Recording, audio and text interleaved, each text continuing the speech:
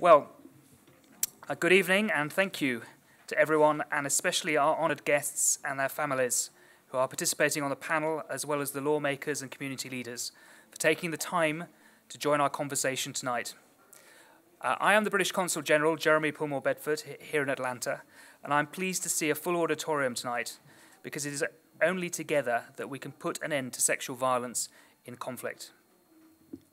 The use of sexual violence in conflict is one of the greatest injustices of our lifetime. It is hard to document, let alone investigate. Perpetrators do not discriminate because it's not about sex, but violence, terror, power, and control. When rape is committed during conflict, it has often been seen as an inevitable part of war, and so it has been allowed to go unpunished. But sexual violence exists outside of conflict too.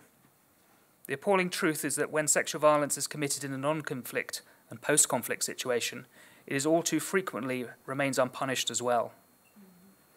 The situations that surround sexual violence exist in all societies, and conflict situations only amplify the problem.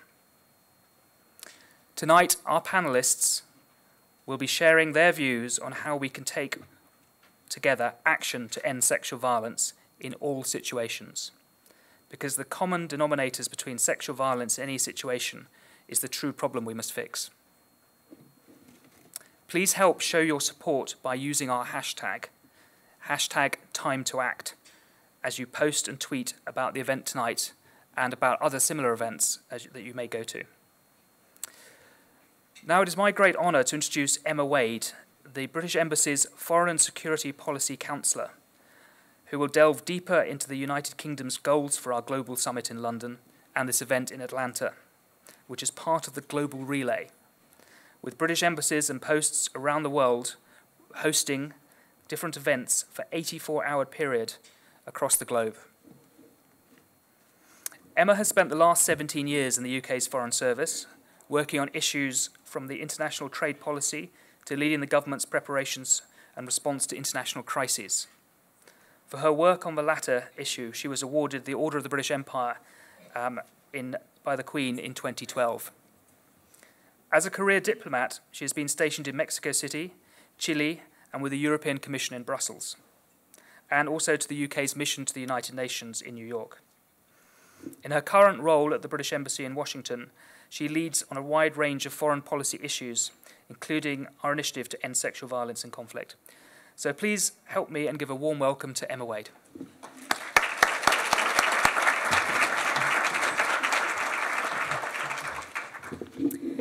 Thank you, Jeremy, for that introduction, and good evening to you all. It's both a pleasure and an honour to be back here at the Carter Centre. I first came down here last year and was so impressed with the work that's done here, as I've expressed to a number of people here already this evening. And thank you very much to the Carter Centre for hosting our discussions this evening. And thank you to all of you for coming tonight and braving the rain and the traffic. It's through your presence that you are demonstrating your commitment to end sexual violence in war zones, in post-conflict societies, and in our own communities. And it's humbling to share the stage with such an impressive panel. I'm very passionate about this issue, as you're about to find out, and I have been known to speak at great length about it, but I will try to keep my remarks reasonably short tonight, because, like me, I imagine what you really want to do is hear from our panellists this evening. So Jeremy and I, as representatives of the British government, are here this evening because our government is committed to end the use of rape and sexual violence in conflicts around the world. This year marks 2 decades since the Rwandan genocide, where as many as 500,000 women may have been raped in just 100 days. And today, reports of rape and sexual violence continue to be a persistent feature of the civil war in Syria, the conflict in the Democratic Republic of Congo, and many other war-ravaged countries around the world. Through the leadership of my boss, the British Foreign Secretary William Hague, the British government has been leading international efforts to shine a spotlight on this issue and to lend our voice, our resources, and our energy to the efforts of so many unsung heroes all over the world who work on these issues every day, often in very dangerous situations. We want to help drag this issue out of the darkness, which has allowed the world for too long to ignore the scale, the horror, and the damage that these crimes have inflicted in our lifetimes on hundreds of thousands of people, men, women, and children, across every continent of our planet and in every major conflict. The silence that has surrounded this issue has enabled too many of us to convince ourselves that sexual violence is a cultural phenomenon, an inevitable consequence of war. It's not. We believe that sexual violence is a deliberate tool of war, and as such, it can be deterred, prevented, and punished. This silence has enabled a culture of impunity to exist. It cannot be acceptable that in Bosnia, more than 20 years after the end of the war there, we've seen only 30 convictions for sexual violence, where more than 50,000 women and girls and unknown numbers of men and boys were raped during 4 years of conflict in the heart of Europe. We say no more to a world where the vast majority of victims go without justice for the crimes committed against them. The shroud of silence around sexual violence in conflict has repeatedly placed the shame of these crimes onto the victims. Many survivors of both sexes are consigned to a lifetime of isolation, exclusion, and fear. Well beyond the mental suffering and physical scars, sexual violence has a corrosive effect that lasts a lifetime, and often beyond, haunting future generations, the children born of rape, or the families of survivors. We must act to shift the shame firmly onto those who commit these appalling atrocities. Sexual violence blights the individual lives of the many thousands of its victims. It also drives hundreds of thousands more of people from their homes, fueling refugee crises, contributing to further instability and perpetuating conflict. So ending sexual violence in conflict should be at the heart of how we pursue peace, security, and sustainable development, as well as individual rights. Sexual violence is often one of the first things that happens as conflict or instability take hold.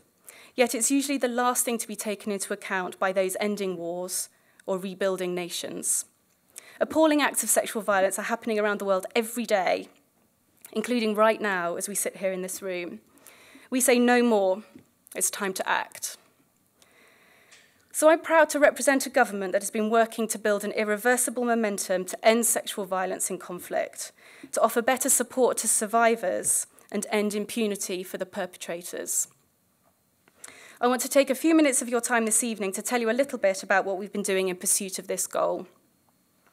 Our work has focused on a high-level and global political campaign, supported, importantly, by a range of practical measures. Because words alone are not enough to end one of the great injustices of our lifetime.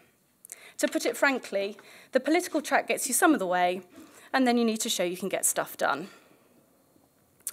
The UK's political campaign ramped up in April of last year when we secured a historic declaration of the G8 foreign ministers on preventing sexual violence in conflict. This identified rape and sexual violence in conflict as war crimes, constituting grave breaches of the Geneva Conventions. A pretty good start, we thought. But not content with this, we chaired a debate in the UN Security Council in June last year, and that resulted in the adoption of a UN Security Council resolution on sexual violence in conflict, the first of its kind in 3 years. But that wasn't enough either. We wanted to secure a truly global commitment to end these abhorrent crimes. So at the UN General Assembly in September last year, we tabled a declaration of commitment to end sexual violence in conflict. More than 4/5 of the world's nations have now endorsed this document, in record time, I'm told, which declares these appalling acts to be war crimes and calls for coordinated international action to hold perpetrators of these crimes to account. Nigeria's recent signature is especially poignant in light of the abduction of more than 200 girls by Boko Haram in the north of that country. I mentioned that we've been taking practical action too to complement this political track. One of the actions we've taken is to create a team of experts. This is a multidisciplinary group of experts in criminal investigation, in law, in forensic science, and so on, who are being deployed around the world to support local efforts to document crimes and build evidence for future prosecutions. And these expert teams have already been to countries such as Bosnia, Libya, Democratic Republic of Congo, Mali, and the borders of Syria. We're working with practitioners on the ground to ensure survivors have the support and care they need. And we've been working closely with the Office of the UN Secretary-General Special Representative for these issues, Zainab Bangura, to provide funding and technical expertise for her office to ensure that international efforts are well coordinated. We've also been working with dozens of organisations to produce and field test an international protocol which draws together in one place our knowledge about international standards and good practices around spotting, documenting and evidencing sexual violence in conflict situations. Perhaps the most visible demonstration of our practical effort is the summit that is taking place in London this week. The British Foreign Secretary, William Hague, and the UN Special Envoy, Angelina Jolie, are together welcoming representatives from more than 100 countries, government ministers, survivors, faith leaders, academics, politicians, experts, senior military and police figures, NGOs, all of whom are gathered to find ways to make good on the promises that 151 governments have made in the UN Declaration on Ending Sexual Violence. We're delighted that Secretary Kerry will head up the sizable and senior US delegation, and he'll help close out the summit on Friday, a reflection of the US government's strong commitment and their partnership with the UK in tackling gender-based violence around the world. This summit promises to be like no other, and it will certainly be the biggest meeting ever held on this subject. We want this summit to be the moment the world wakes up and agrees that we must end sexual violence in conflict. We want people young and old across the world to condemn the horrors of wartime, war zone sexual violence, to see the cycles of conflict it creates, and to grasp the role that each of us have, that we can play in ending this crime. Achieving change in the world today requires a fusing of the work of governments with civil society alongside the power of public opinion. And our hashtag campaign, hashtag Time to Act, is part of that response. And any of you who are on Twitter this evening may have seen some of the photos, some of well-known celebrities, such as Daniel Craig, will.i.am, and for the older ones amongst us, Rod Stewart. To help spread the word about the scale and impact of these appalling crimes, more than 140 public and free events will take place around the formal summit meetings. So these events will explore sexual violence through such things as screenings of films, theatre and dance performances, photographic exhibitions, and panel discussions. It even includes a hackathon, and others may know what that is better than I do. But I'm told that it brings together programmers to devise apps which will support the aims of this summit. As well, these side events provide an opportunity to discuss some of the broader issues around sexual violence in conflict, including conflict prevention, women's rights and participation, and business and human rights. But above all, we're looking for this summit to produce practical, specific actions, to shatter the culture of impunity, to better support and protect survivors, to improve international cooperation, and to put women's voices at the heart of all future efforts to promote peace and stability. So, for example, we want the summit attendees to sign a statement of action that commits to concrete action to help remove wartime rape and sexual violence from the world's arsenal of cruelty, and that pays tribute to the people who have worked tirelessly to bring this issue to our attention for many years.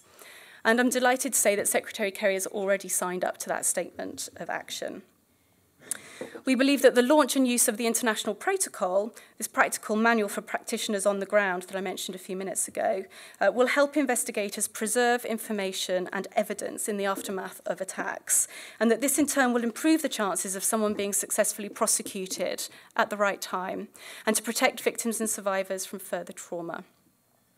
At the summit this week, we want governments to announce their support for this protocol and to encourage their local activists, lawyers, police personnel, and doctors to use it, to raise standards across the world.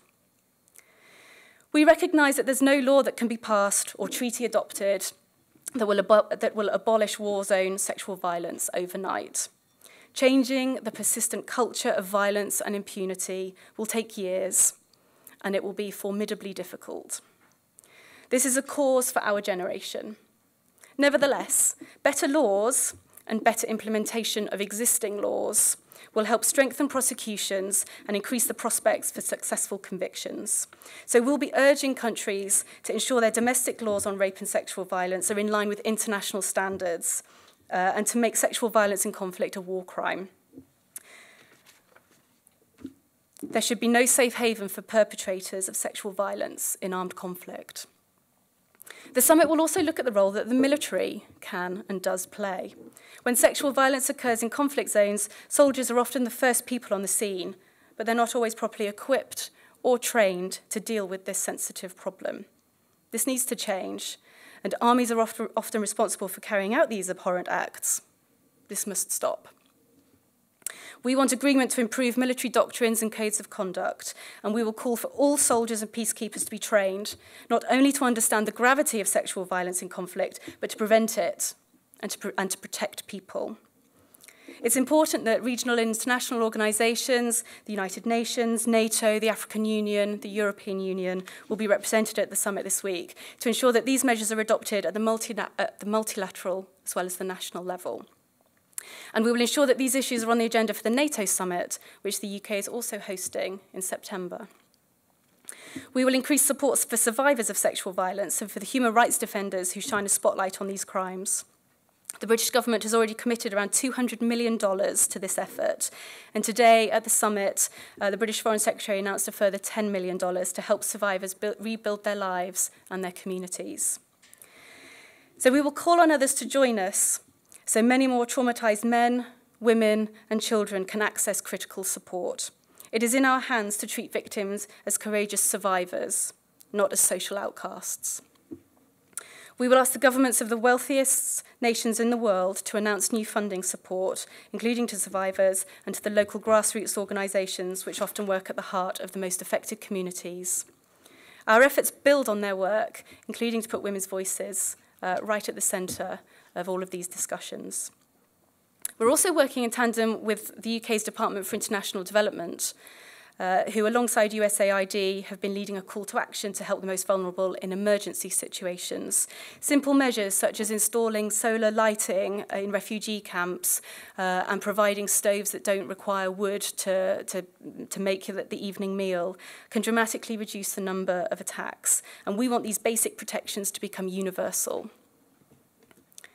So not content with just holding the largest summit of its kind in London, with as much of it open to the public as possible, our instructions were to make this a truly global summit by holding events about sexual violence and conflict all around the world. And you are all part of that tonight, as this event is one aspect of our 84-hour global relay spanning every continent of the world. So let me conclude my remarks this evening by recognising the complexity and the difficulty of this issue. We don't underestimate that. But to have any hope of changing the current situation, we need multidisciplinary, multifunctional, and multinational solutions. The ultimate task is to make women and men equal partners in building peace, security, and prosperity.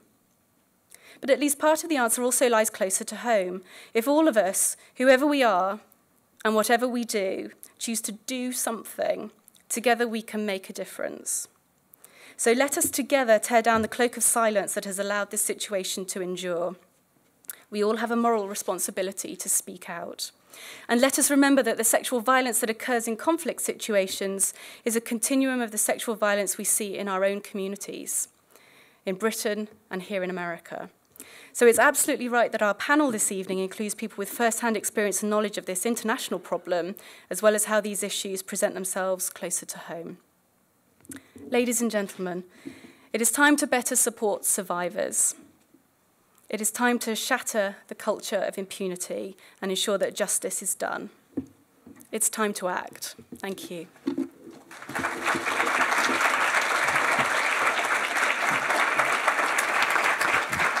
Can you guys hear me okay? Thank you, Emma, and thank you all for joining us today, braving the microburst to get here. I think we should start off by, again, applauding the British government, everybody involved in putting this event together. It's about time that somebody took the lead on such an important issue that's gone on, for time immemorial. Our conversation this evening is going to be centered around the issue of sexual violence as a weapon of war and a tactic of terror. But I think it's also important that we understand that these impulses that some people have to control another person, while exacerbated and allowed to flourish in times of conflict, aren't born there. All children are socialized, and they receive messages from adults, their peers, the media, and sexual violence is prevalent in most societies, including ours. This evening, I hope we can investigate some of the root causes of sexual violence, and I hope that this provokes a discussion into how we address the presence and minimize the prevalence of sexual violence in societies around the world. We're going to start off by speaking to two very brave women who I've gotten to meet recently, Priska Uwagabwe and Angela Williams. I'm a huge admirer of both of them, and they've agreed to share their stories with us. Then we're going to bring in the three other panelists here on the stage with me, and then finally we'll open the floor to all of you and any questions that you might have. So at this point, I'd like to bring in Priska. Priska is a native of Rwanda and has a degree in conflicts, reconstruction, and human security from Erasmus University. She's also a survivor of the 1994 genocide in her home country. Priska, you're a unique voice on this topic. As a journalist, it was very interesting for me to hear her speak because she's not only a scholar, but she's also a survivor.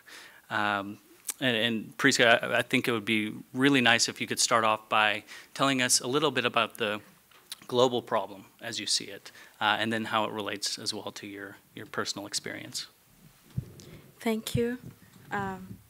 Thank you, Mr. Moderator. I would first want to thank the British Consulate for organizing this program to tell the world that enough is enough to sexual violence against women. To the audience, thank you for your presence because you'll be the force to ride on to fight all sorts of sexual violence against women. Secondly, I want to talk about sexual violence against women and how the world has so far addressed this issue before I go on and tell you my personal story.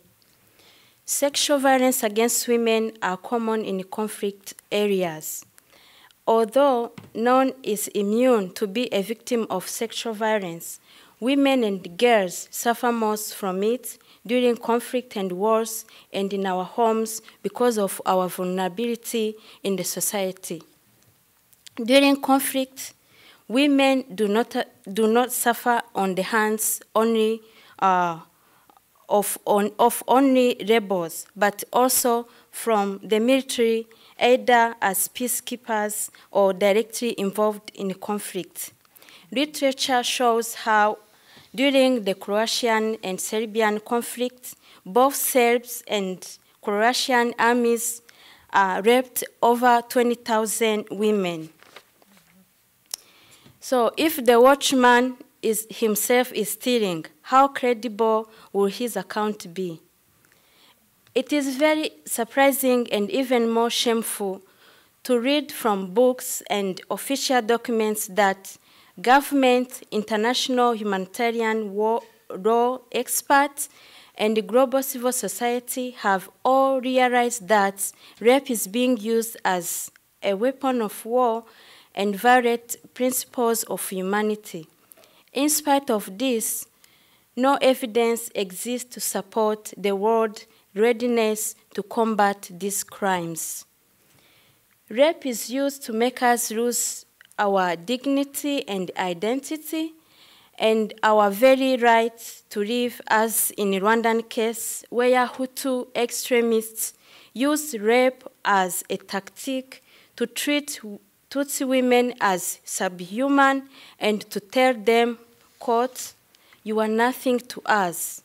We will do to you what we want," unquote.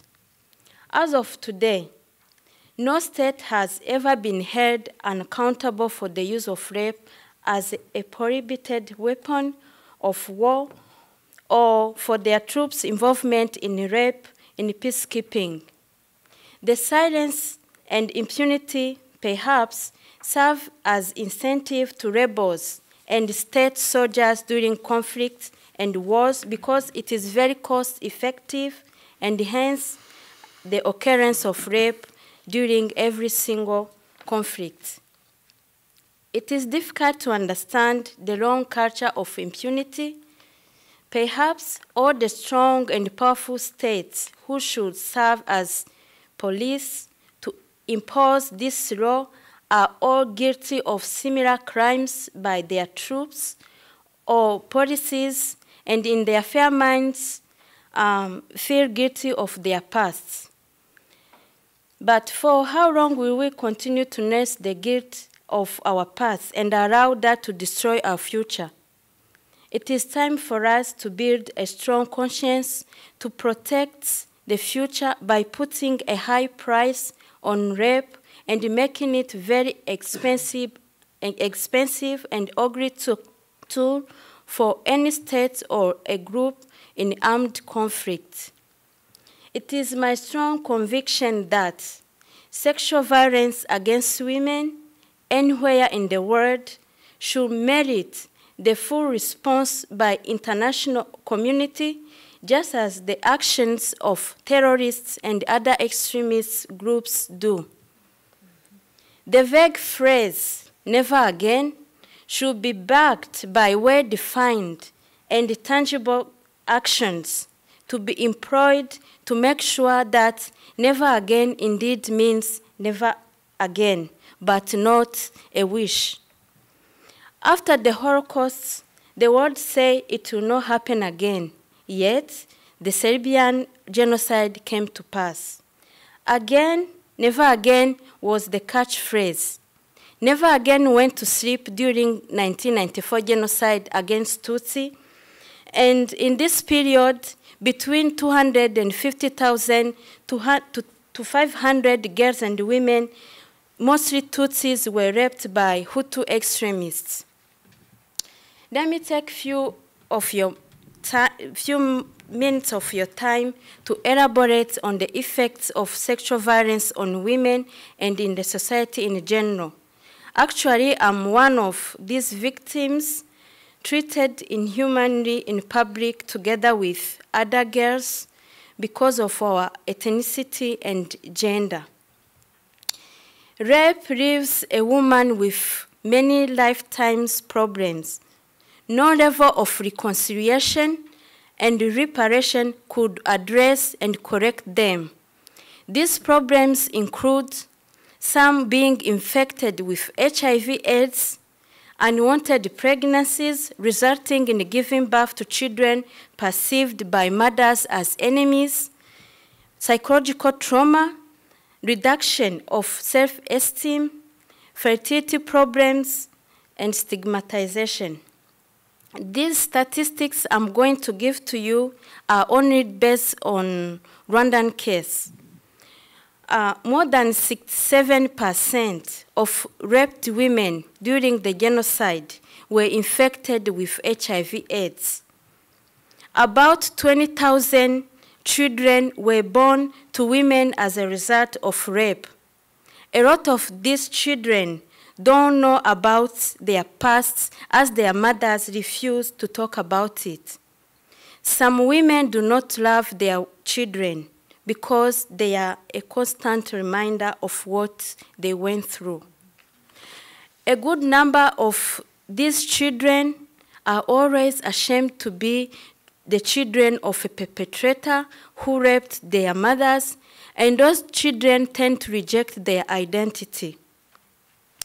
They are growing up with pain deep down in their hearts on the streets of Rwanda without any parental love and assistance from the government.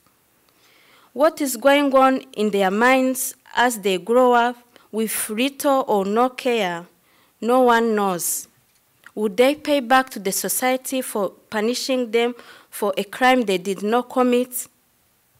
Reconciliation and world peace become very fragile at the face of this issue because these children could easily be influenced by whoever pretend to care for them. In this sense, it should be a reminder to the world that as we leave these children to grow with their pain, we are all sitting on a potential bomb time. Now I'm going to give you, to tell you my personal story, how I was raped during the genocide. The genocide against my tribe started on the 7th of April to the 4th of July 1994.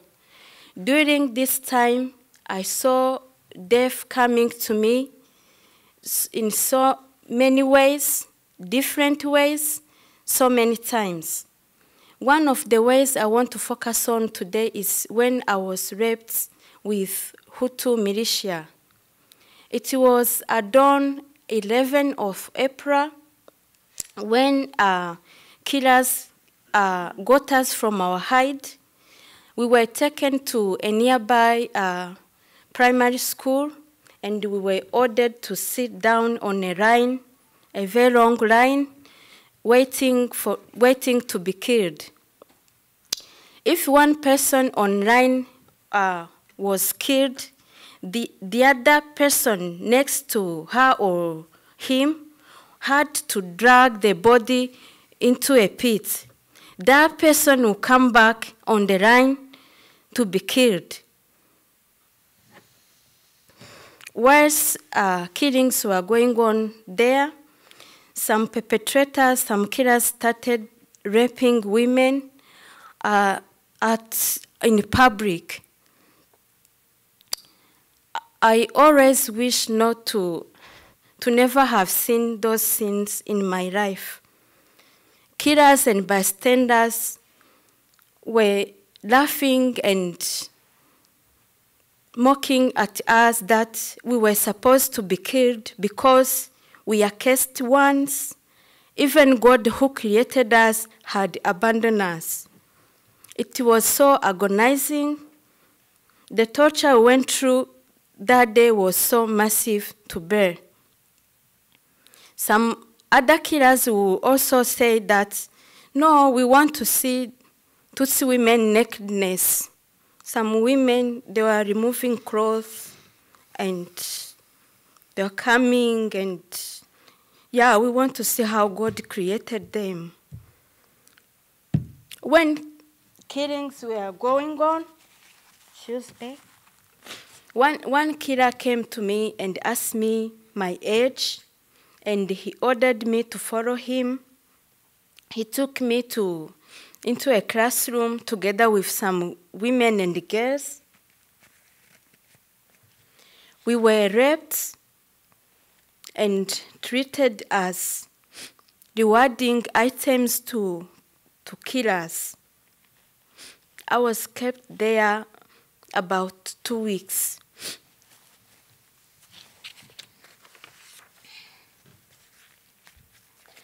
Whilst there waiting to be killed, there was a friend of my mom, a woman. She was a Tutsi from my tribe, but she was married to a Hutu.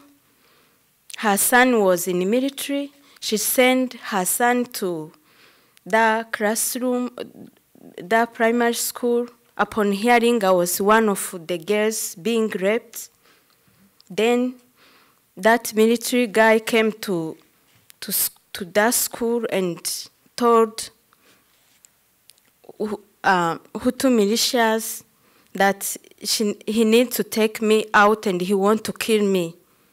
Upon hearing that, I knew my time was up to die, but I was proud of it because it was better for me to die than to be in a raping camp. The guy, they released me to him, and the guy shouted on me that go, and he was having a gun. He pointed the gun on me, and each step I took, I knew I would not see the next one. That day, I was let's say, saved from the killer's hands, but sexual violence continued to happen in their house. During their house, when I was being raped, I told the mother that, complaining about pain, and the mother was quite of what was going on, and it was like, you keep quiet and take it, or we kick you out. And I didn't have where to go.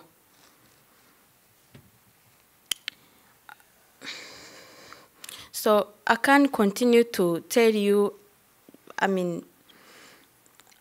can't have time to tell you all the ordeal I went through during the genocide, 100 days. But at the end of the day, I saw the light. The last line killing on the 4th, when I was waiting to be killed, I was even somehow die. I was rescued by the Tutsi rebels from the killing line. To the world, 2 decades has passed since the genocide against Tutsi happened. But to me, it is like a couple of minutes ago. Sometimes I experience flashbacks of those scenes. The public humiliation remains an immense grief to me. In aftermath, I regretted being born a woman. This brutal treatment and humiliation has left me with fertility problems, perpetual headaches, fear in my surroundings, and low self-esteem. There are times I consider myself as an insult to my family and the people around me.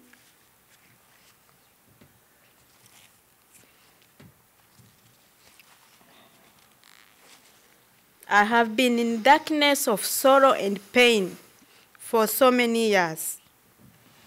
Though nothing can make me proud of that event, seeing those who committed this odious crime eat the pie of justice will not only give me a little peace, but it will also prevent those coward men from considering women and girls as entertainment or to visit, either to satisfy their sexual passion or the tool to humiliate their enemies during conflict.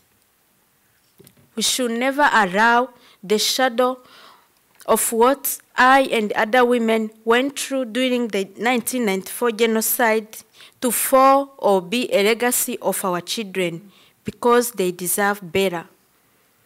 It is therefore the collective duty of humanity to defend and promote the integrity of womanhood with messages and policies that call for true accountability of all crimes against women. What defines us, after all, is not our past, but our vision for tomorrow. Women as mothers, sisters, wives, and daughters deserve better. It is time to act. Thank you.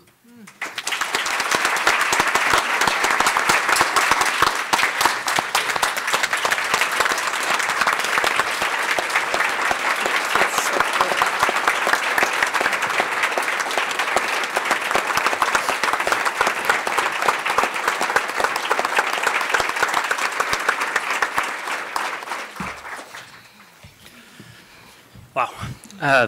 Thank you so much, Priska, for sharing your story. I think what we just heard underscores just how important this topic really is and the urgency that we should be acting in situations around the world that we see today, places like Syria, for example, where some of these atrocities are occurring.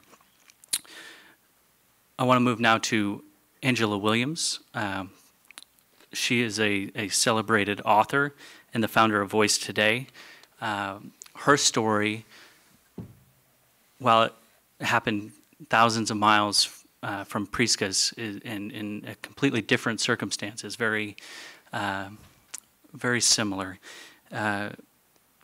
She launched a program called the Voice Movement several years ago to expose the issue of sexual exploitation in the United States. And I think that it's important for us to recognize, while today's topic is looking at sexual violence and conflict, the same things happen every day here in the U.S. and in other developed countries around the world. I think there was a study that I read a couple days ago in preparing for this event where it said that over 240,000 Americans are sexually abused each year. That equates to roughly 1 every 2 minutes. And Angela has been a great crusader in bringing this message, a message that is quite often taboo and subject to stigma. She's been bringing it out of the darkness and into the light. So I'm hoping, Angela, you can tell us a little bit about your story and the work you've done here in the United States. Well, I just want to say thank you, too, to the British Consulate, and thank you so much to you that are here, and I feel so very honored to be on this panel. And Priska, you did a magnificent job. And I just want to share my story. My war zone was behind closed doors in Main Street, USA. And the weapons that were used against me were fear and terror and power and fists and belts and switches and shovels and hoes. And I had no one to defend me, and I could not defend myself because I didn't have a voice. My abuse started at age 3 after being abandoned as an infant from my father. My mother was a single mom in 1965 and was on a mission to get married and find a father for me. So she met a man and married him 2 weeks later, and my stepfather was the devil incarnate. The abuse was violent. It was something intolerable, inhumane. I was locked in hot cars, almost like a caged cat, suffocating, trying to get air. I've had my head held in toilets to almost drowning. I was humiliated. The physical abuse, the emotional abuse, and then the sexual abuse started. At age 5, when I entered kindergarten, I looked around and I heard the laughter, but there was no laughter in my heart, and I felt very different. I felt like I was on the outside looking into another world. At age 8, I took a ball of vitamins and told my 3rd grade teacher that I was going to lay my head on the desk and die that day. And my teacher called my parents, and when they came in, they said, "Oh, she's just a really dramatic child. She's looking for some attention." When I was 10, I accused a fellow classmate of raping me. And again, my parents were called in, and they said, "She really just makes up a lot of stuff. She's a liar." So not only was my stepfather grooming my mother to never believe me, he groomed everyone in my life. At age 12, I became very promiscuous. At age 15, I became very rebellious. And the more rebellious I became, the more intense the violence in our household. It was a war zone. It was a minefield. There was never a safe place. The bathroom wasn't safe. The bedroom wasn't safe. The backyard wasn't safe. The rides to the grocery store weren't safe. There was never a place that I didn't look over my shoulder to see when the next attack was coming. Some days I was raped twice a day. Some days I was raped before I went to school. This is on Main Street, USA. I don't stand alone. At age 17, I vowed I would never be raped again, and something snapped inside of me. And I stole the car, and I grabbed the bottle of vodka that was under the kitchen counter, and I went on a drive, and I took 64 sleeping pills and drank a bottle of vodka, and was determined I was going to kill myself that night. After that failed, I climbed to the top of the Talmadge Bridge. It was so cold, I was barefoot and wearing a t-shirt and blue jeans that my hands actually stuck to the metal beams. And when I got to the top of that bridge, I looked down, and those black swirling waters, and I didn't have the strength or the power to jump. But I knew I was not going to go home and be raped and beaten by my stepfather again. So I told my mother what had happened, and I was given a trash bag and about 10 minutes to pack my belongings. And I was on the street. And I'm one of the lucky ones.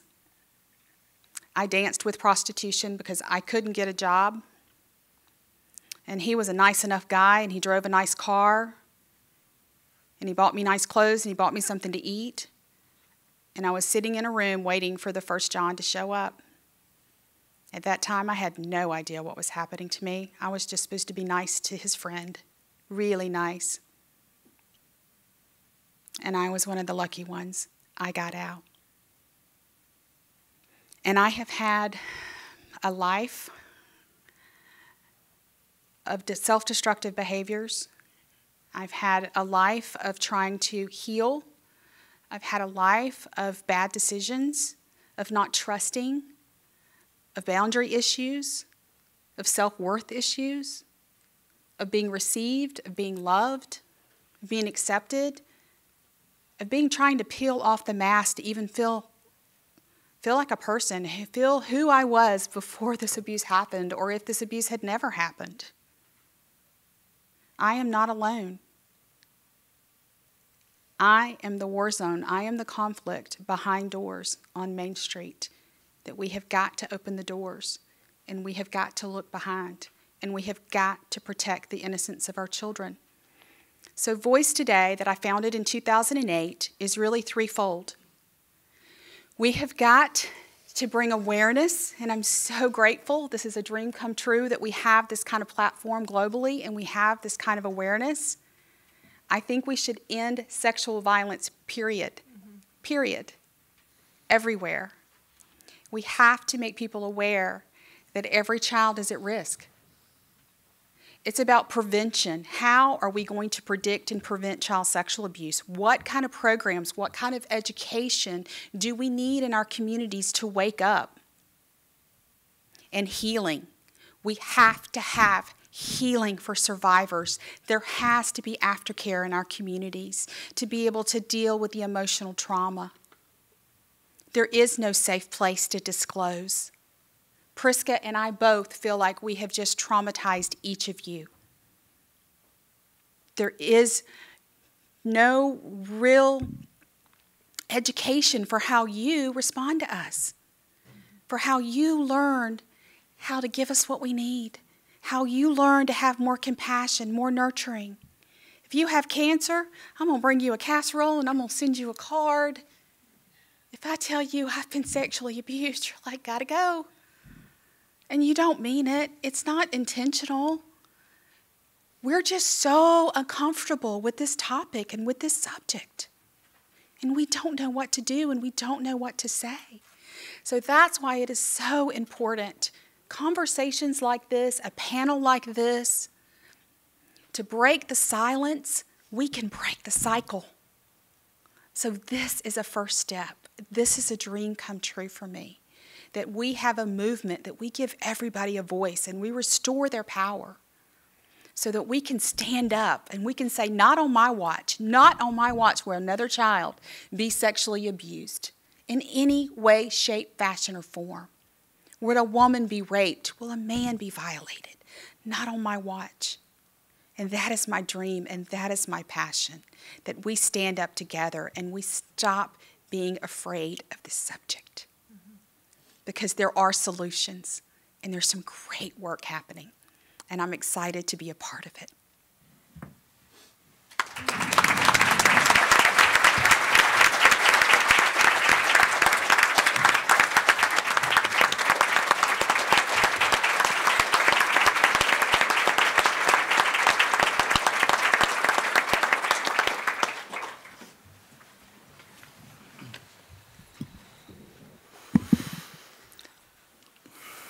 I think I can speak for everybody when I just say how grateful to both of you we are for just the level of trust you have to share your stories with us. And I think that, you know, from here on out, this should be the launching point for a discussion, not just here on the panel or in the audience, but in the broader society. I'm going to bring in 3 more voices now to share their expertise on the topic. Pamela Scully. Dr. Scully is a professor of the Department of Women's, Gender, and Sexuality Studies and the professor of African Studies at Emory University. Brock Nicholson is the special agent in charge for Homeland Security investigations in Atlanta. He oversees the department's investigative efforts in Georgia, North Carolina, and South Carolina. And Karen Ryan is the senior project advisor for the Human Rights Program at the Carter Center. Karen, I'd like to start with you. I think the first question most of us have, especially when talking about trying to end something like rape in a time of conflict, when you have chaos and violence at every turn, is this something that is possible to do, or is it something that we just have to live with, do you think? Well, no. I knew you were going to call on me first. How am I supposed to speak after these 2 incredible presentations, which I just want to also thank each of you for being so willing. I think one of the things I want to say first is that it is so important to allow survivors to speak and to hear them and to be a part of the healing. For all of us to listen carefully and to be present and to be with you and to be with all of us in this, because it's painful. And we were talking before the program about how people turn away. And so I agree that this is an opportunity for us to begin, not to be comfortable with the conversation, because that will never happen, but to be welcoming of the conversation and realize that we have to have it. We have to be there for each other. No, of course, we can never accept that this is just the way it is. And I will take on that question in a few arenas, because I think in the case of conflict, I think there are things, as Emma so articulately addressed, is there are actions we can take to hold perpetrators accountable. The men who violated you, Priska, they should be held accountable. They should go to trial. They should be held accountable in society. However, so I think there are really 2 things. One, you have to immediately take steps as the international community to pass treaties, to make agreements, to raise awareness, do everything that you're doing, which we applaud.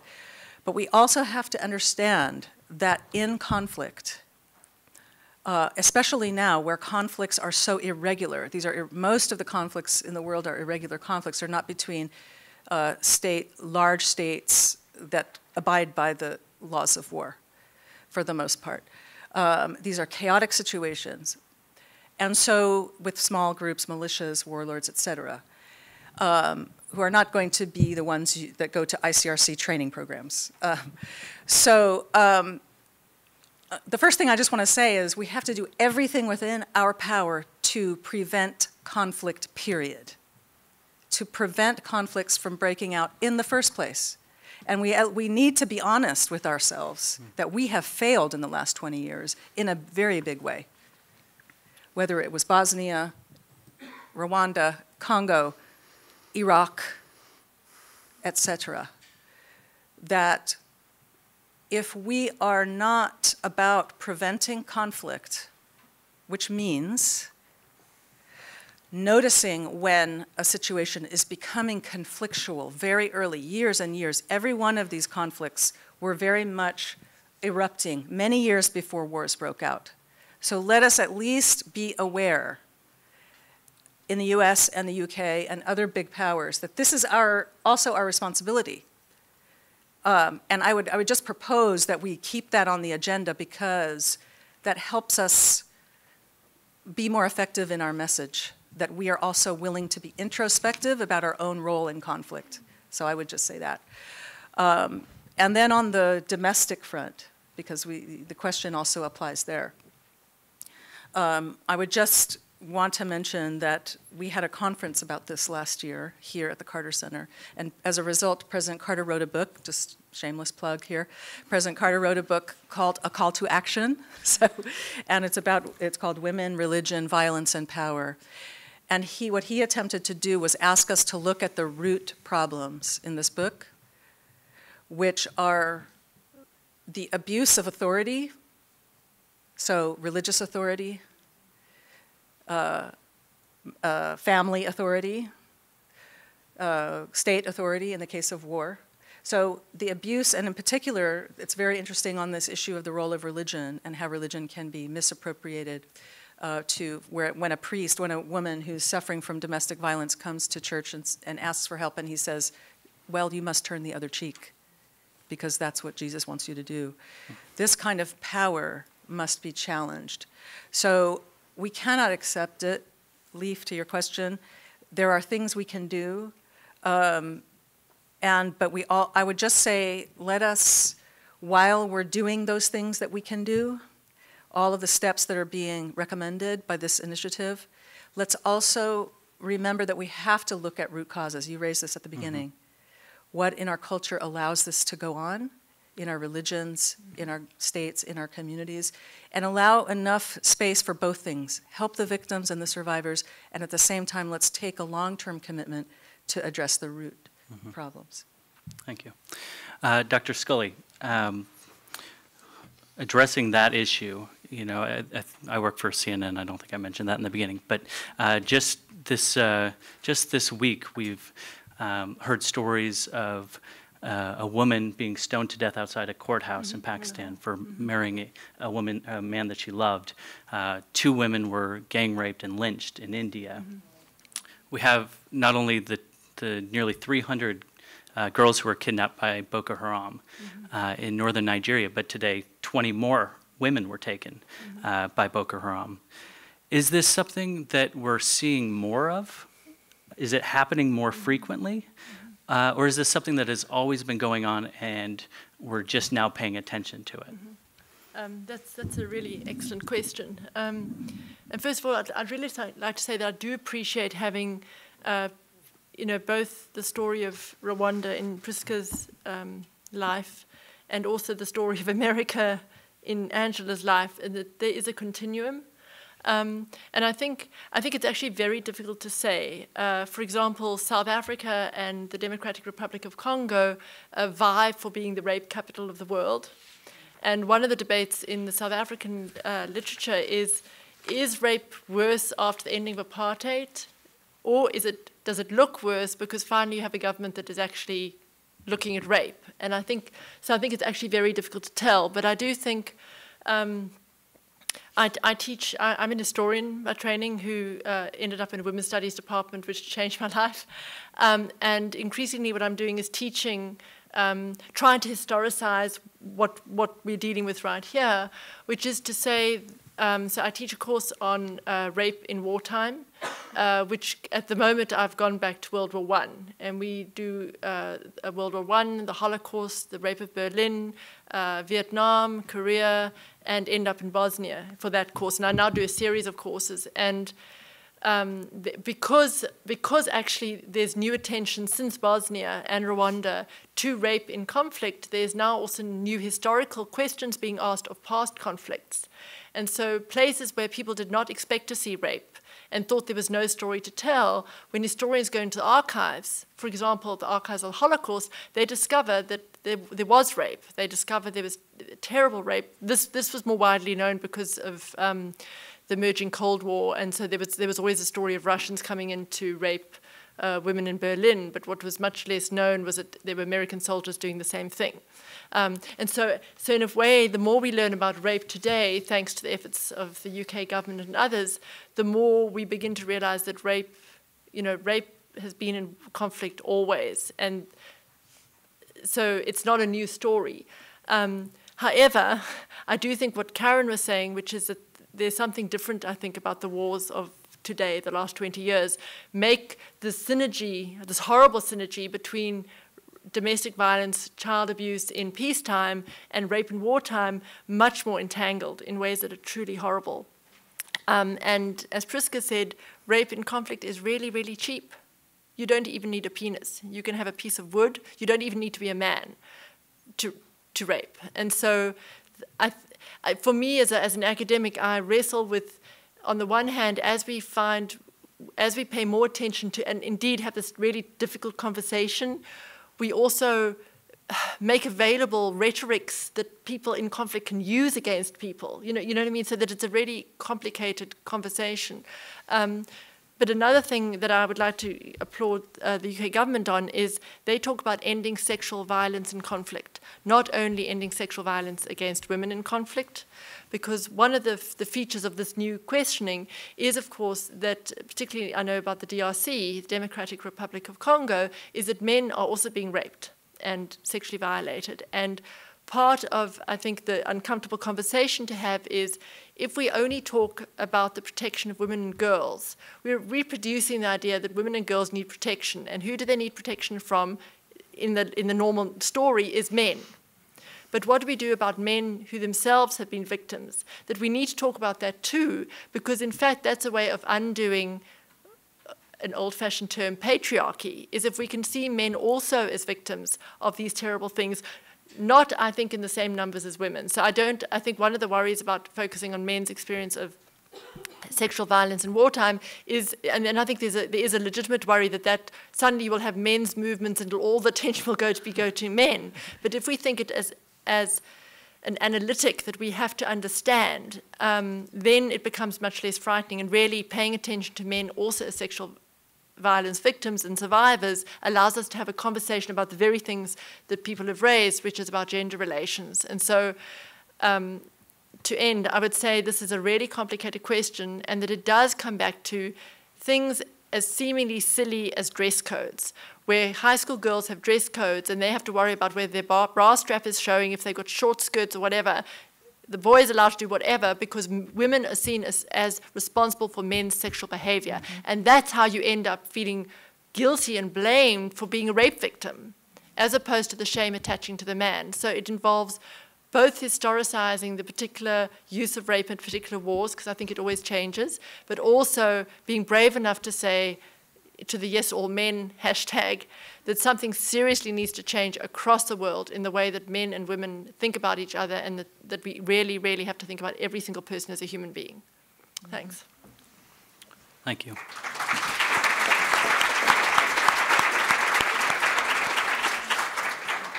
You know, Pamela touched on something that I thought was interesting, Brock. It is very difficult in some cases to get the information that you need from victims because of the issues of stigmatization and shame. What, as a law enforcement official, federal law enforcement official, do you and your officers in your department do to try to gain the trust of women who might have been victimized in order to tell their stories so that you can go after the perpetrators? Thank you, Leif. But before I even answer that, I just want to say how honored I am to sit on a panel with Priska and Angela, and the bravery it takes. 28 years of law enforcement, working with incredibly brave and courageous men and women. What these women are able to do in front of you, and we see this in victims that we find all the time, it is so inspiring to me, and I thank both of you for taking to do that. It takes a whole different kind of bravery that I could never comprehend. To your question, I've had several talks with the panel members. As a law enforcement officer, and I would add one crime we've talked about in conflict, sexual violence, which we as an agency address in going after, as Emma said, allowing no shore here in the United States for those that would commit atrocities against humanity. We will hunt you, we will prosecute you, and we currently do so. Then you have the victims like Angela, child exploitation, who feel they have no voice.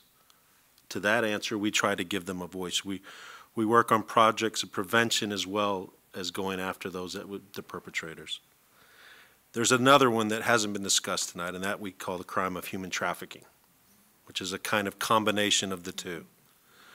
Women are taken from abroad and brought all over the world for sexual and labor purposes, as well as women within countries that are forced into prostitution through force, fraud, coercion. And one of the most devastating things to me as a law enforcement official, and the psychological damage that these monsters do, is they convince victims that they are not victims. They are taking a human being, they have dehumanized men, women, and children to nothing more than a commodity. Human trafficking alone is second only to narcotics trafficking in the world for profitability as a crime. And the thing about a human being, unlike a commodity like narcotics, is they can abuse these women and children and men over and over. It's an unlimited source of income for these monsters. It's not an easy topic, and that's what makes it very difficult for law enforcement, because we have victims, if they're from foreign countries, that don't feel they have no knowledge of this country. They have a great distrust of police oftentimes. And again, the traffickers convince them they're the bad guys. I'm the only person that cares. And guess what? This was your role in life. This is what you're supposed to be. And they convince them of that topic. I have brilliant men and women that work in this investigation, and I have actually in the audience today a victim witness assistant that goes out and speaks to victims and can get them to admit that they're a victim, which for most of the crimes we investigate, rarely does a victim not want to tell you all about what happened. In this case, they do. They don't want to tell you. If it's a domestic young runaway that's been, again, tricked into, convinced through physical violence, however they ended up in prostitution. The police are the bad guys. The police are the people that arrest me. The police are the people that don't care about me.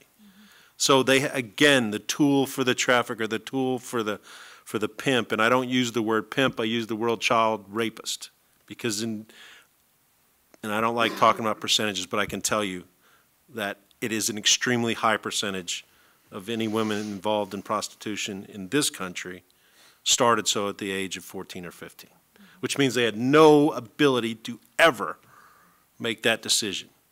We have cases where women are brought into this country, and the first night they're here, they're welcome to the USA, is they're having sex with 20, 30, 40, up to 60 men.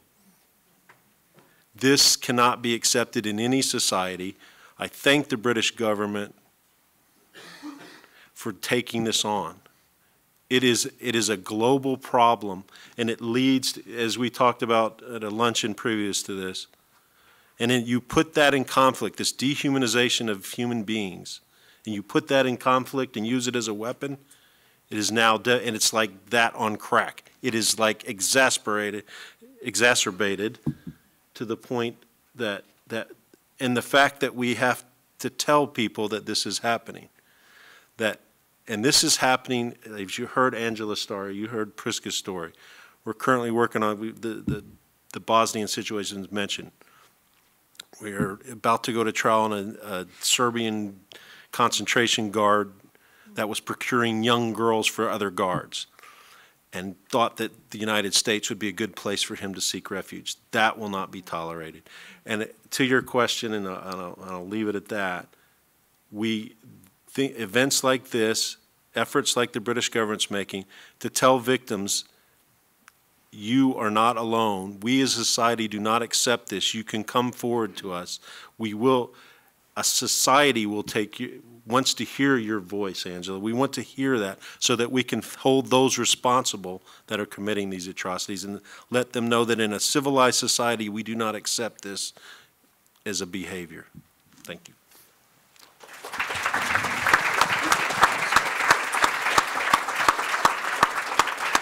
Thanks. And Angela, I wanted to come back to a point you made in your speech.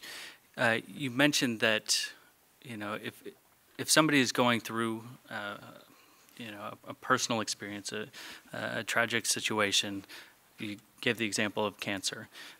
There is this natural gravitation towards that person to help, to provide respite, to give condolences, and just generally be there for that person. But because of the stigma that we have around sexual violence, there is this natural discomfort around the topic, and people, I had a conversation with her, and even though I've been associated with, like, you know, this topic for a long time, I still didn't really know how to approach getting into her personal history and her story.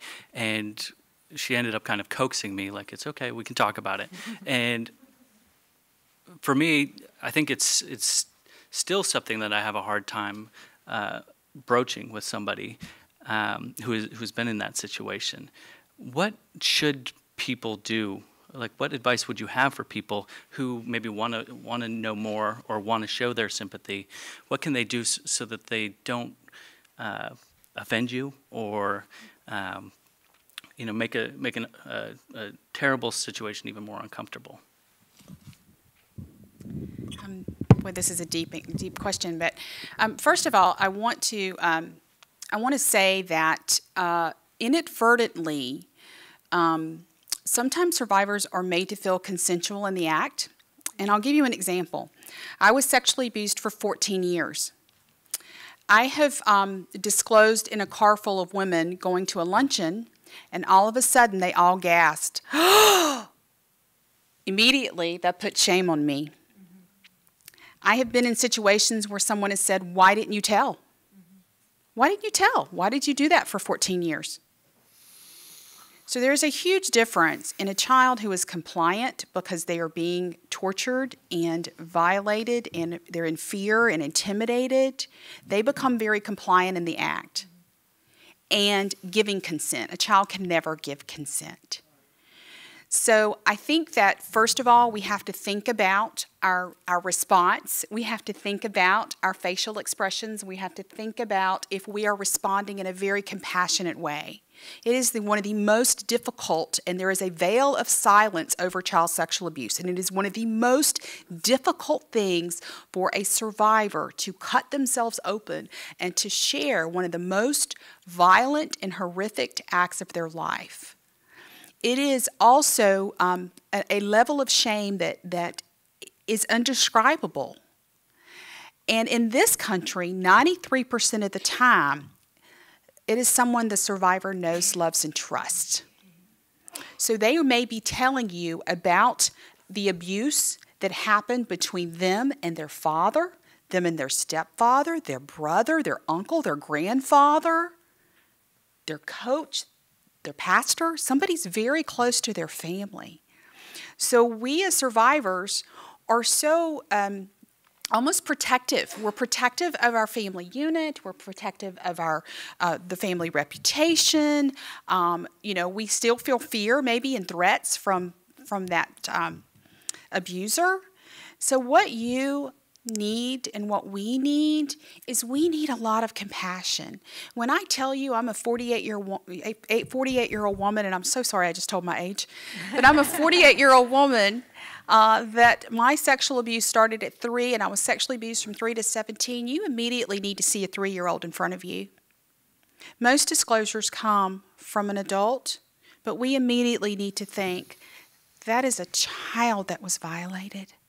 And so a great way that you can respond is to say, I am so sorry that happened to you.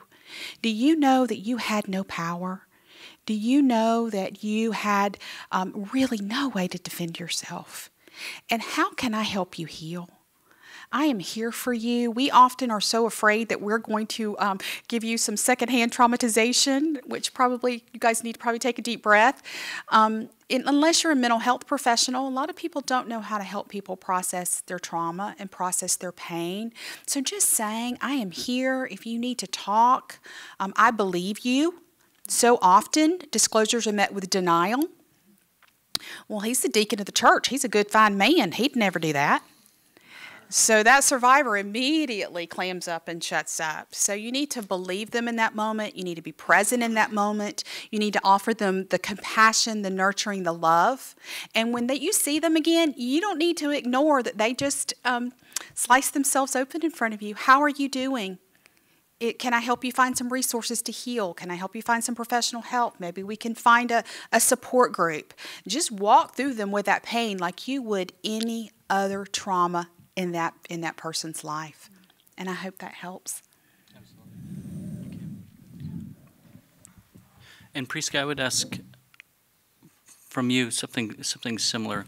What does it take personally? What are you able to find within yourself to be able to move on from such a traumatic experience?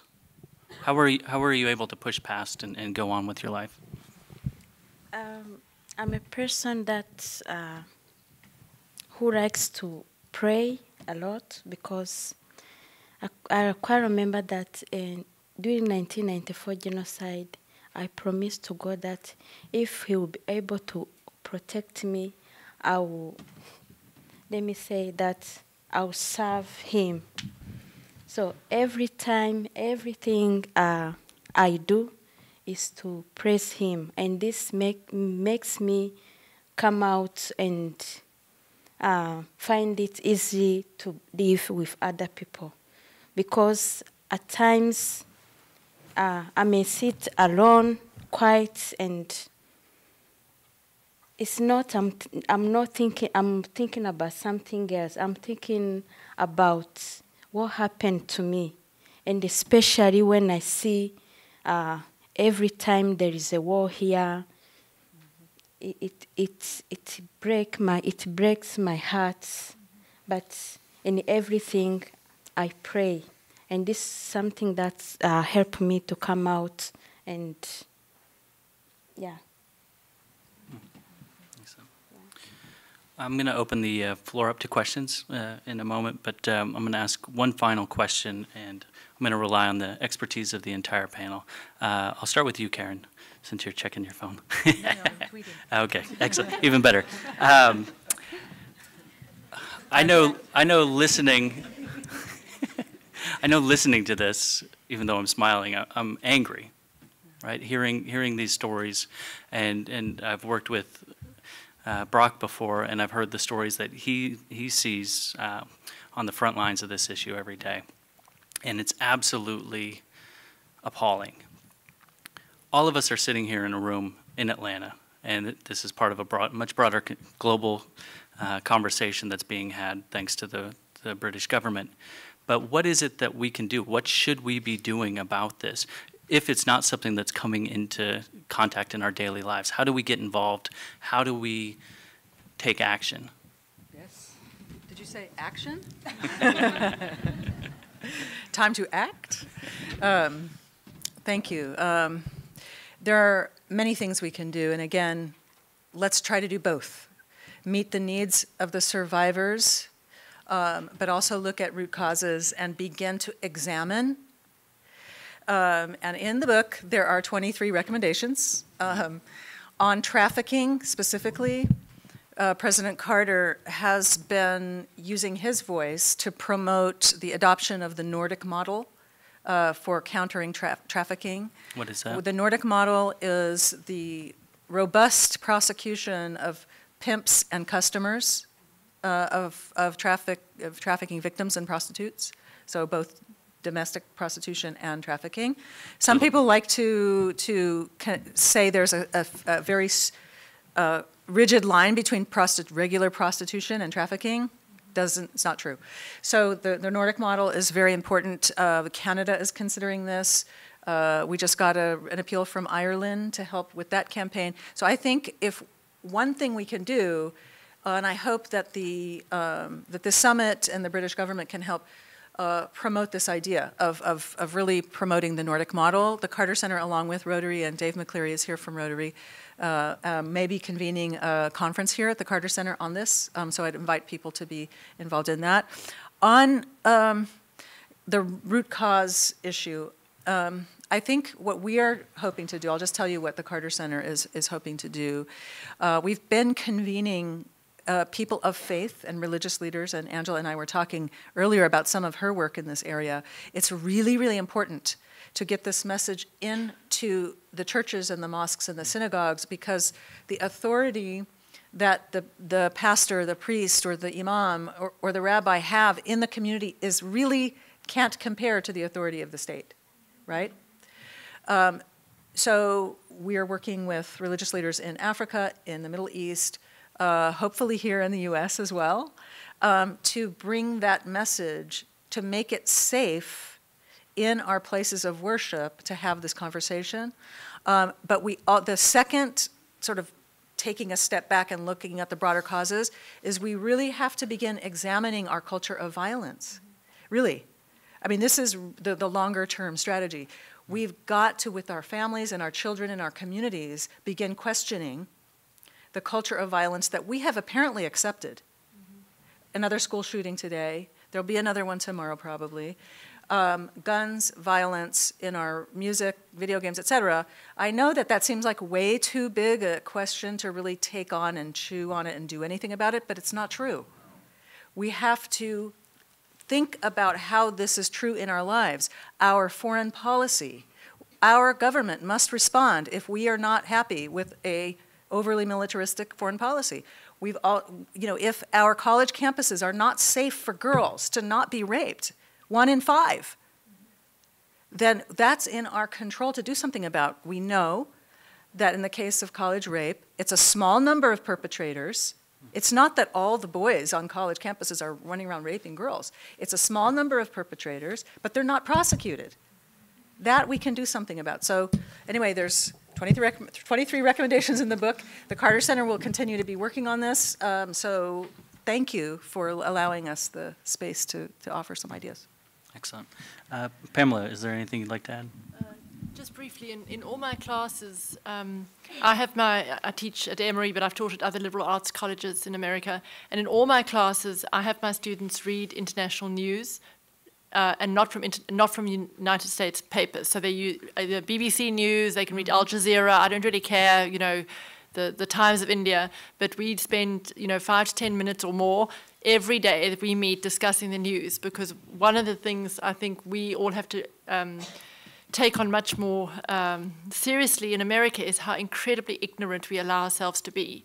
So that when something is happening in Rwanda, I mean, I teach about Rwanda and the genocide, and one of the things that's striking is how people at the very highest level of government could hardly find Rwanda on a map, and it felt so far over there, and they completely misread what was going on because they'd never done, I mean, I have a whole riff, but they'd never done African history in a country where we have so many people descended from Africa, both historically descended from Africa and many people from Africa today who've moved here, to not teach the history of Africa, Rwanda, know the difference between Africa as a continent, it's not a country. I mean, there's so much that goes into understanding the world that would have allowed a decent analytic interpretation of what was going on in Rwanda, which couldn't just be described as something happening over there, but was really a complex political strategy of genocide. I think something might have been done, but each of us have to take responsibility for being really ignorant. I'm sorry. I've given trustees, at one institution, not Emory, I gave the trustees a map of Africa and said, could you please, they asked me to come and talk about what I do, gave them a blank map of Africa and said, please, can you name the countries on the map? They got Egypt and South Africa. These are trustees. I mean, these are seriously leaders. So we need to look inside ourselves and really own up to how incredibly ignorant we allow ourselves to be, and the consequences of that ignorance to taking things seriously, including sexual violence and conflict.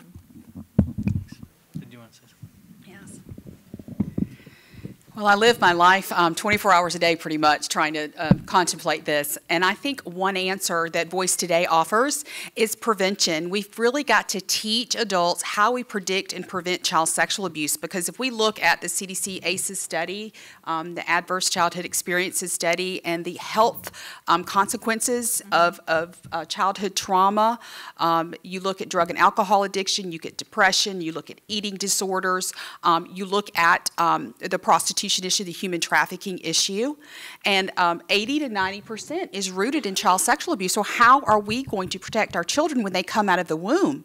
So being able to provide curriculum in our communities, I know many of you here probably have children, and many of you probably never had a class on how to predict and prevent child sexual abuse. But it's a real problem, it's a real risk, so why don't we face it with education that's going to breed action so we can become very vigilant about protecting our children at a very young age. We know the median age of sexual abuse is 9. We need to be empowering our children. So we have a whole menu of curriculum, of programs to educate on Tough Talk to Tender Hearts, the grooming mystery, single parenting solutions, internet safety. The list goes on and on. But we need to also teach our children, and we have a program called Find Your Voice, about personal boundaries and personal power. We have to empower our children with a voice and with permission, and we have to give them the permission to disclose. We have to be educating them that your private parts are only touched in health and hygiene. What is appropriate, what's not appropriate. They have to be taught that from the time they're able to communicate. And we have a really exciting program that is in its infancy stage, and it's called Physicians' Power to Protect. Why don't we have prevention initiatives in our pediatricians' offices during a well check? That's a 15-minute conversation with the caregiver and the child. Why don't we have prevention initiatives in our communities? And then aftercare. We have got to help survivors heal so that we can raise up a generation of healthy people. If women can't protect themselves, they can't protect their children. So we have got to get aftercare in our communities. We have AA is doing a great job. Alcoholics Anonymous, we need survivor groups on every corner. We need workshops, retreats, areas outside of the mental health appointment, which is a necessary part. Certainly mental health professionals and counseling is an important part, but for the community to welcome and offer healing programs is an important component. So those are some of my solutions. I have a lot more if any of you would like to meet with me. Excellent. And Brock, one of the things that Angela just touched on was this issue of grooming. How do we protect our children from becoming a victim of a situation like human trafficking and being the target of a potential trafficker? Thanks, Leif. I don't know how you couldn't hear everything and know that it's a time to act, but to do the prevention thing is such a tough thing. Like Angela said, you have to get the message out. We have to let people know, give children the ability to defend themselves. One of the analogies I like to use is the internet. If any of you have ever traveled to the Grand Canyon and have been in the Grand Canyon, you know there's no fences there. And I would venture to say any responsible parent would never let their child climb on the edge of the Grand Canyon and fall a mile to their death. Yet the same parents will let their child peruse the internet, unguarded, unlooked at. The internet is the Grand Canyon. There are predators out there as I've talked to Leif about, that I see every day from the work my folks do, at epidemic numbers. And yet to feel that our children trust us, we allow them to play on the Grand Canyon. I would say that that's one way.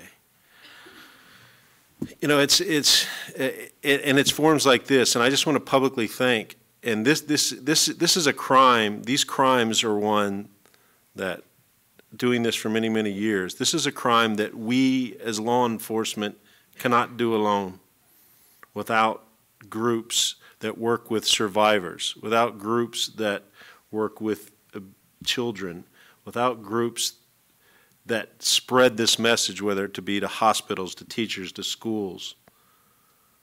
And I will tell you, I would like to personally praise the state of Georgia and what they do. Georgia, about 5 years ago, said, when Atlanta was known as one of the human trafficking hubs in the United States, when we were known for child prostitution, we were known for a lot of things you don't want to be known for. The governor of Georgia said enough. He commissioned the Georgia Bureau of Investigation, who we partner with and work on these issues every day, and said, we need to stop this. Child Service, Ms. Bunn is sitting in the front row. There are folks that are working in this state each and every day, and it's a model of how people should say, we don't accept this. The business community said, we don't accept this. The educational community, the university said, we don't accept this. The forums like this, the Carter Center saying, we don't accept this. And that's what, as a society, we have to do. And thank you again to the British government saying, we can't accept this. But it takes people seeing something and saying something. Don't just, because it is an uncomfortable topic. The media doesn't want to talk about it. The grooming issue.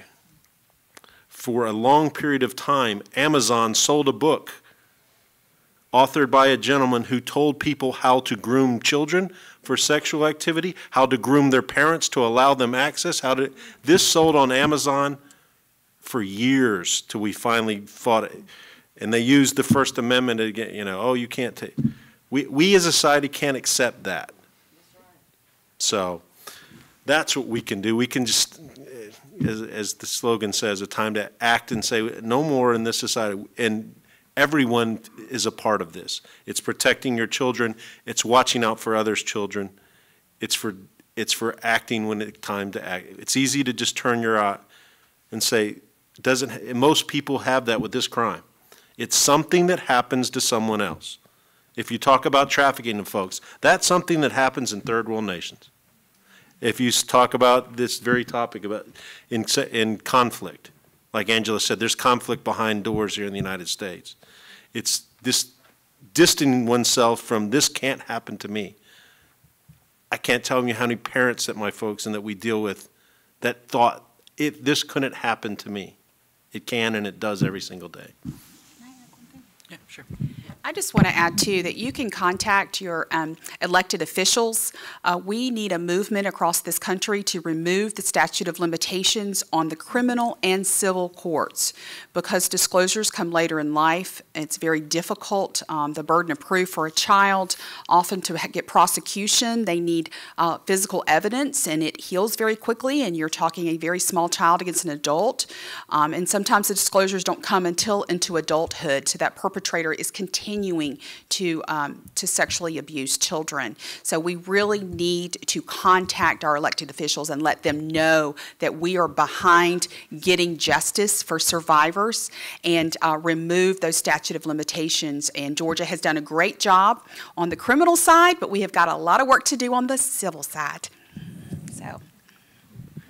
Great. So the floor is open to anybody with questions. There's microphones on either side. If you just want to go up to the microphones. We'll start with you. Yeah, two things.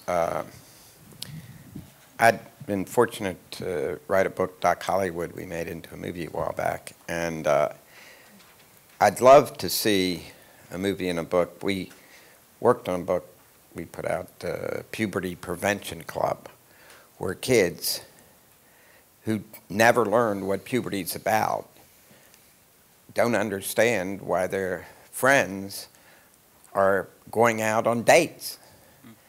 And that happens because it's not even discussed. But doing it in a G-rated, entertaining way where kids can just learn that there's something that goes on in your body.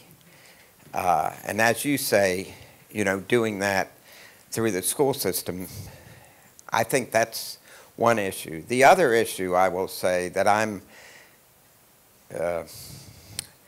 will die feeling guilty about is I'm Jewish, and Hitler was somebody I didn't particularly like a lot. In the Congo right now, we have Hitler alive, but it's not him, it's a massive killing of millions of girls that the world has ignored generally. At the Carter Center, there was a guy who wrote a book on this, who spoke a couple years ago. And he said they are mining the minerals. They're mining minerals for cell phones and computer chips, making tons of money off of them.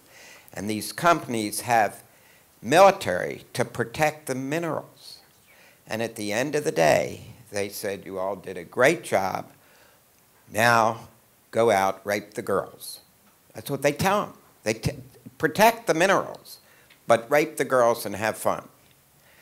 And the number of girls who have died, we had a girl working at Emory in the cafeteria, a woman who calls on her cell phone. She can call and talk to a niece who was raped and the father shot in the head and killed. The way I think that issue can be addressed, and we tried to do it, was go on the streets with posters saying, just like Wall Street, that we as humans on Earth cannot have this happen.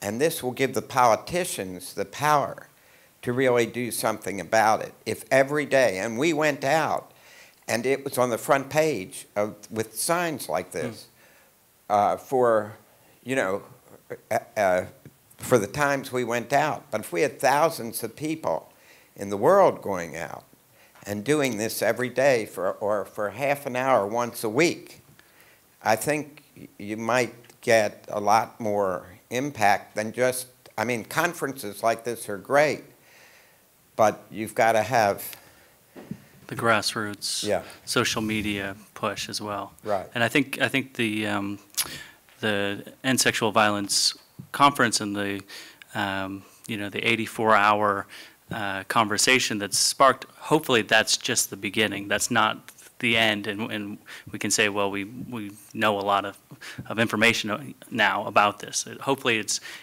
you know, what I would like to see out of this event is all of us go out to our own sphere of influence, to our family and our friends, and bring this message, bring Angela and Priska's stories to the people in our lives, so that they can become sensitized. We can, you know, it's a ripple effect, I think, where you have to expand the circle of people who are cognizant of the problem, and also you know, who are angry enough to take action, like you did with the situation. Was that the Coney 2012? Was that what you were referencing, or was that another?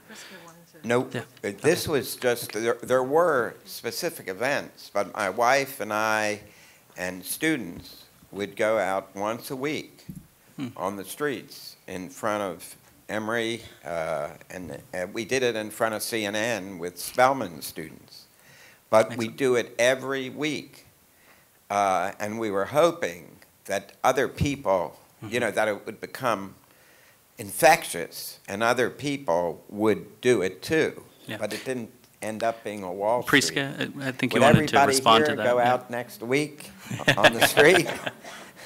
I'll give you $1 if you do it. Priska, you wanted to say something?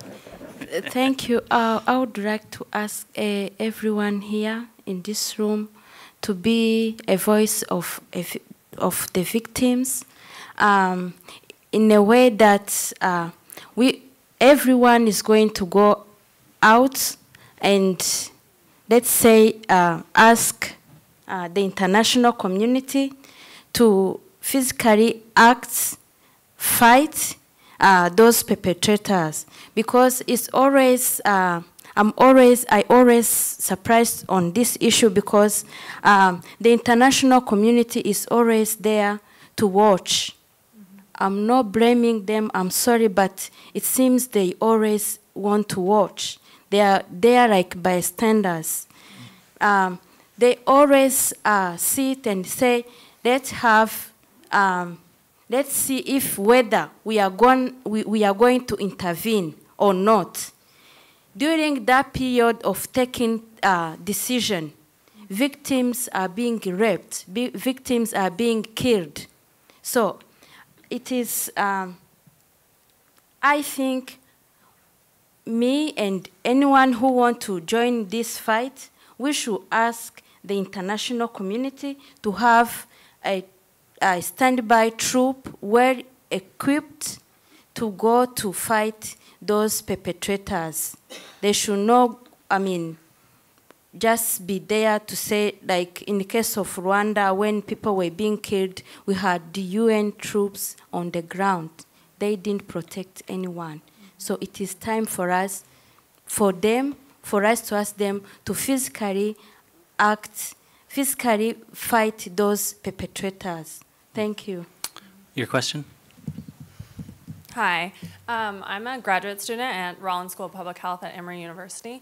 And first I want to thank you guys for being here. I think interdisciplinary action is the only way to make things change. But I think there's a part of the solution puzzle we haven't talked about, and that's the prevention of perpetration. And I was just wondering if anyone on the panel could talk about how do we prevent individuals and from communities from becoming perpetrators? How do we target at-risk groups and that aspect? Because I believe without that part of the puzzle, this problem can't really be solved. Would you like to discuss that, Karen? Yeah, thank you.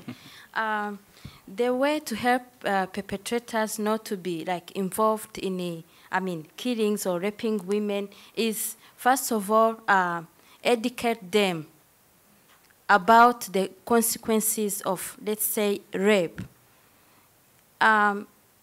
If we could tell them, like, the way I see rape as like one of biological weapon, if we can tell them how it can destroy the whole society and tell them the consequences they're gonna face.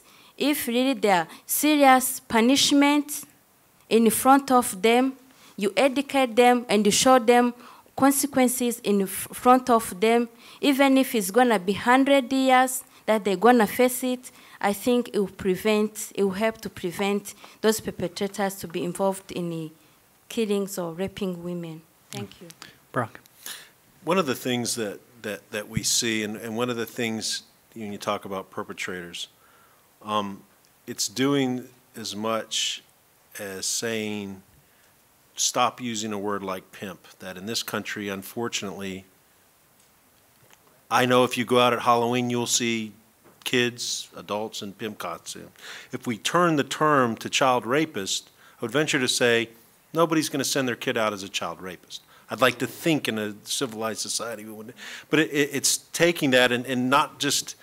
I was telling these guys, I was talking to an AP reporter who said, well, you know, prostitution's the oldest, form of business in the world. To just accept that premise that because something has been around for a long time, it makes it right in a civilized society is a mistake. And to educate people, that's what they are,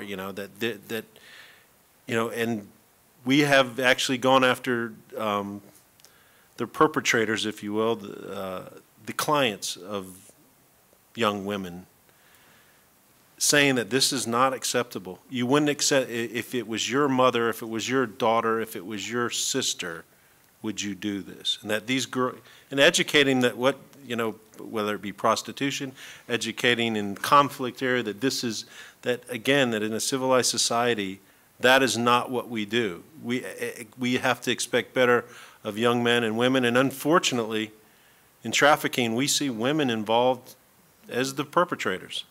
It's a scary thing to me that it used to be an unfortunate thing of my gender was 99% of the perpetrators. We are starting to see a vast number of women involved in this crime as well. And that's scary. And we have to tell people, again, it's not acceptable. Karen, you wanted to add something? Just a couple of things. I mean, I want to highlight both the role of leadership at a high level and at a more local and personal level.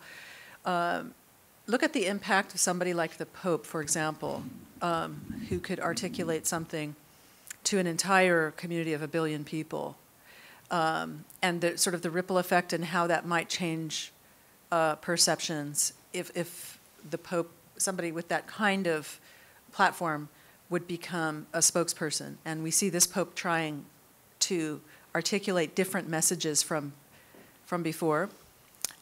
This kind of position of leadership can, I think, really amplify some of the solutions that we're talking about.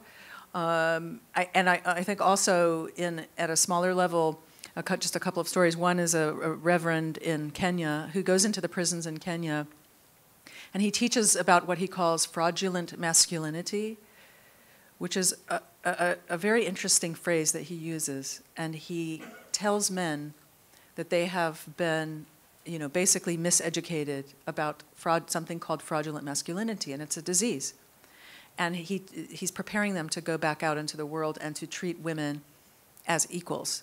And this is something also here in Atlanta. One of our partners named Pastor Paul Palmer, who works here in Atlanta on trafficking and on prostitution, working with survivors, at our conference last year, he said, as a pastor, I have failed to teach the boys and girls in my congregation about their equal dignity. I need to, as a pastor and as a parent, we all need to do this. We need to change our language. We need to not use the word pimp, but we need to confront every little expression of male domination that we find, and it's everywhere. This is up to all of us, So I think at the high level, we should expect our leaders and our political leaders, it's very important, like the US government, the governments, but our religious leaders as well. Imagine if all of the religious leaders began to insist that street harassment in Egypt stop tomorrow. This would have a big impact. So I think we should expect our leaders, both at the high level and in our small communities, to change our language, talk about things like patriarchy, talk about things like fraudulent masculinity, confront that form of harassment on the internet when it happens. Be leaders. We all can be leaders. And that will prevent, because then young boys and young girls will say, well, maybe I don't want to participate in that. Yes. This question, hi. First of all, thank you all for your stories and the information today. My name is Arnett Mumford. I'm on the board for a nonprofit that deals with labor and child trafficking domestically as well as internationally. My question is for Mr. Nicholson. What's currently being done by the U.S. government and local governments to make it so that people who are here trafficked either through legitimate means or people who've been brought here and either their documentation is taken away or they've been told that they can't go to the police or to an agent because they see on TV every day about Mexicans and Africans and people that, quote unquote, aren't American being persecuted, thrown into ICE holdups and everything else. Is there anything that's done to make that transition easier? And is there any type of path to citizenship or anything that can say, okay, I came and I turned in the person that's been oppressing me, but what's to prevent me from being immediately sent back to the country where I was taken from? I'm glad you asked that question. Yes, there is. As we like to say to people, we are the Department of Homeland Security, not for just those that were born here. We are the Department of Homeland Security for anyone on our shores. So certainly we have something called the T visa for victims of trafficking. We have something called a U visa for those that have been victims of other crimes of violence here in the United States. And it is a path to citizenship. It can be a path to citizenship where those individuals choose it. Oftentimes in the labor and domestic, oftentimes they just want to return home, and that's okay too, because again, we are victim-centric. That's the most important thing. Obviously, we want to get rid of those folks that are doing this, and to do that, oftentimes the cooperation of the victim is imperative in going to trial. And certainly, we as a government have established methodologies for those people. They have no fear of deportation. They have no fear. This government does not do that, and I'm glad you asked that question. Okay. We're going to have time for just a couple more questions. Okay. So first, I'd like to start off by thanking the panel. I think this entire event is wonderful. One topic I feel like we haven't necessarily talked about tonight with sexual violence is sexual violence in the military. Mm-hmm. I feel like it's become a rising issue that people have become more aware of how common it is, especially to the men and women in the United States military. So my question to the panel is, what do you think can be done to prevent sexual violence in the military, and how do we address this? Thank you. Well, first, that's a great question. First of all, I would say in President Carter's book, he has specific discussion of how institutions validate sexual violence, and he calls out universities and the military for this. So I think the more awareness we have of this situation, the better, but it does take the kind of leadership that Karen was talking about.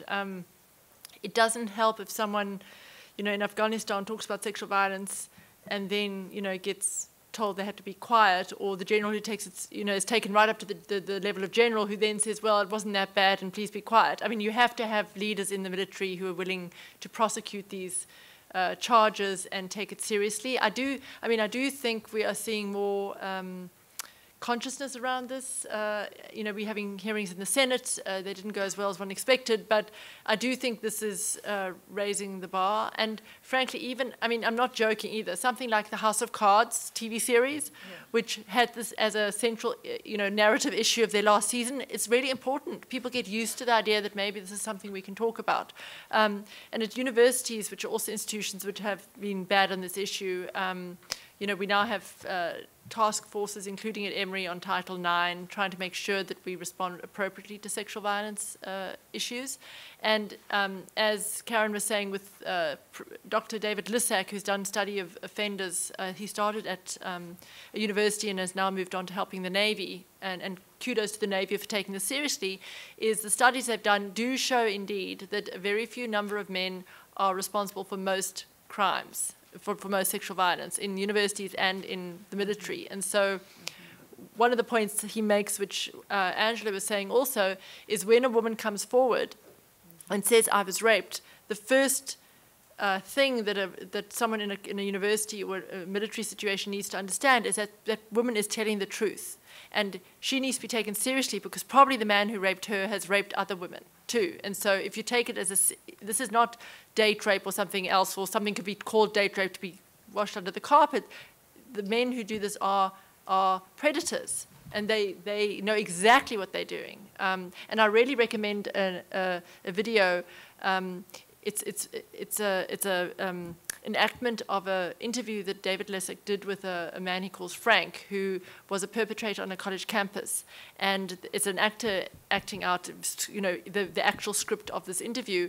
And it is absolutely chilling for anybody who is at a university, because this man knows exactly what he's doing. It goes from giving the girl drinks at the party, and then how you move them upstairs, and it ends with him putting his hand across her neck. And the interviewers, and the key thing that David Lissack says is you mustn't use the word rape. If you use the word rape, the perpetrator won't talk. If you talk about sexual encounters but it's an absolutely predatory thing. So I think having leadership that takes this issue seriously, believing the victims when they say I was raped, enough to start doing investigations, is all important. But again, it takes, as Karen was saying, all these different levels. And that's why an event like this, I think, is so important, because it raises consciousness about sexual violence and conflict, but it makes us also think about how our society perpetuates this kind of thing every single day. Leif, can I just add one small point? Sure. There is a bill being reintroduced to take the cases of sexual violence in the military out of the chain of command, and this is something that President Carter, as a former naval officer himself, has supported, and he's going to work with Senator Gillibrand to pass that bill. So you can all do something about that. Contact your senator in Georgia, because I think our senators actually might matter on this question, is to support this version of the sexual violence bill. We have time for one final question. God, thank you.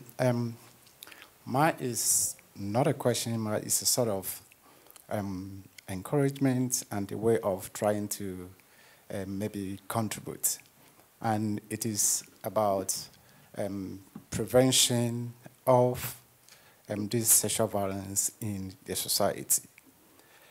When we come to developed society like that of US, where the institutions are there, the political will and commitment is there. So why then do we still have sexual violence in the society? It is because there is an information gap. Information is not flowing to the institutions that are ready to act to prevent this. And why is it that? It is that because there is this hegemonic masculinity in play, where women themselves, like Angela said, have accepted the fact that they will not go out to tell their story if they should be abused sexually by someone. Why? Because it is believed that when they go out, you are trying to expose yourself. You are trying to go and show your nakedness to the public. After all, no one was born with pants on. And so it doesn't sound well to tell me that when you go out to tell your story, it's like you are exposing yourself to the public. I think the sort of education, the method of education that you're using, you should also revise that method. Let's assume that this mic I'm using now is not for me. If I should pick it from here and they run away with it, it's for Carter Center. And the Carter Center come to arrest me and go to the world to tell the world that Thomas has stolen our mic. The concept here in hegemonic masculinity is Carter Center is ashamed and Thomas goes head up. So why should someone who is raped, when he comes out to tell his story, why should he be ashamed and then the rapist with his head up? That is insane. It doesn't make sense. And so we should tell our women and whoever will be sexually abused that they are the property owners.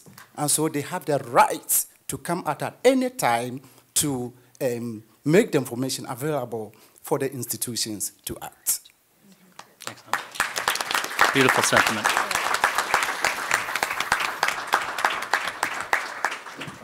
Ladies and gentlemen, I have been given the near impossible task of providing some concluding remarks to tonight.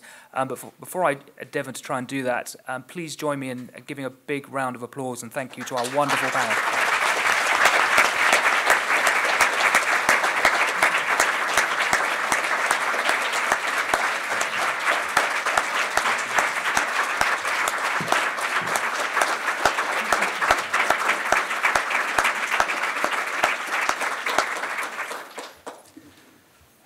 Now, I thought tonight was a truly wonderful event, and big thank you to Kate Greer and Alec Brodsky from the Consulate General in organising this, and also to the Carter Centre for being our partner in this wonderful event.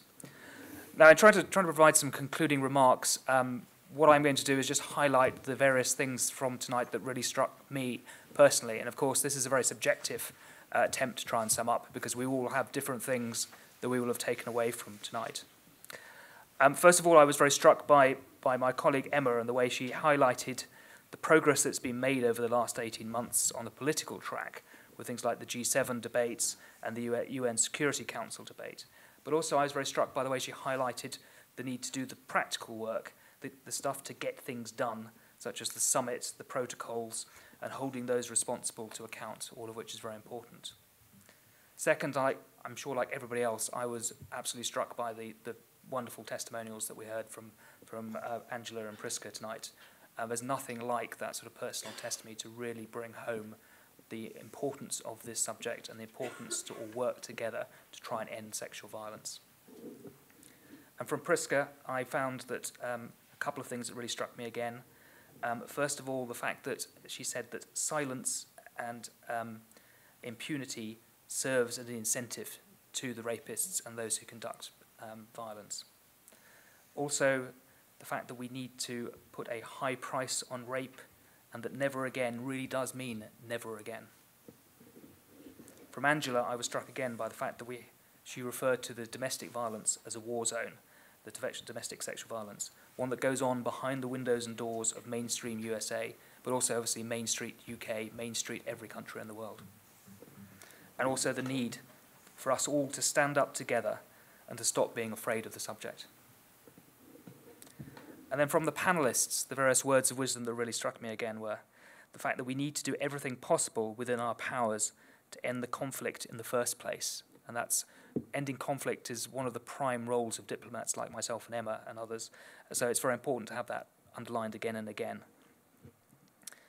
Also the need to look at the root causes, and also the fact that a lot of sexual violence actually stems from the abuse of authority, be it political authority, parental authority, uncle's authority, or the authority of religious figures or military figures. Then there's also the fact that we need to remember to talk about men as victims of sexual violence as well. that this is not just women, that there are many men who also suffer from sexual violence, both domestically and in conflict and in other ways. And also, of course, the importance that we all see each other as individuals and as human beings, not as men and women, not as different people from different nations, races, or whatever. And then also, of course, the need to remember human trafficking and the fact that it dehumanizes its victims by convincing them that they're not victims at all, one of the worst things you can do to anyone. And then on a more positive note, we heard from everybody about certain things we could possibly do. That we could, for example, when tackling prostitution and trafficking, we could look to adopt the Nordic model on those issues, which will penalise those people who use prostitutes and those people who are pimps for prostitutes. Not that we want to use that word in any potentially nice way. Also, the fact that we need to question cultures of violence within our own societies, be those societies here in the United States, in Europe, or in countries at risk of conflict, countries in conflict, or countries in post-conflict situations. And also the fact that the society and the international community as a whole needs to say that we won't accept this violence that goes on behind closed doors, or this violence that goes on in conflict or in post-conflict, etc. Finally, I'd just like to say that this conference that we have here, the conference that's going on in London, this is not the end of this at all. This is only the beginning of this endeavour to tackle sexual violence. Just to note that in Britain we will be having another summit later in the summer, hosted by the Prime Minister, which will focus on women and girls.